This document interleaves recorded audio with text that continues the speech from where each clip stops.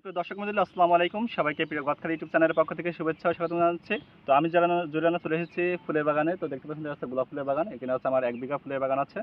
তো আজকে আমরা ফুলের বাগান সম্পর্কে কিছু তথ্য আপনাদের সামনে তুলে ধরবো। তাছাড়া আমাদের বাংলাদেশের বিভিন্ন জায়গায় আমাদের গদখালি থেকে ফুল বিভিন্ন জায়গায় পাঠানো হয়।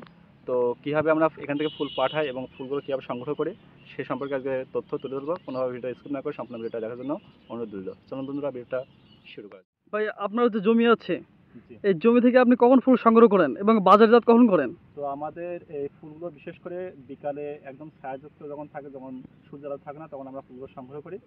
এই সময় ফুলগুলো টাটকা থাকে এবং ফুলগুলো আমরা সন্ধ্যার পরে বাঁধি এবং সেগুলো খুব সকালে ভোরবেলায় সাইকেল বা ভ্যানে করে আমরা ফুল মার্কেটে তুলি।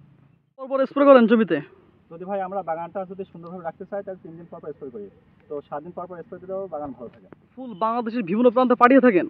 জি ভাই, আমাদের এখান থেকে গদখালির যে ফুলগুলো আছে এগুলো বাংলাদেশের বিভিন্ন প্রান্তে পৌঁছে দেওয়া হয় বিভিন্ন পরিবহনের যোগাযোগে। আগে কুরিয়ার সার্ভিস আমরা পাঠাতাম, কিন্তু এখন বর্তমানে কুরিয়ারে নিচ্ছি না।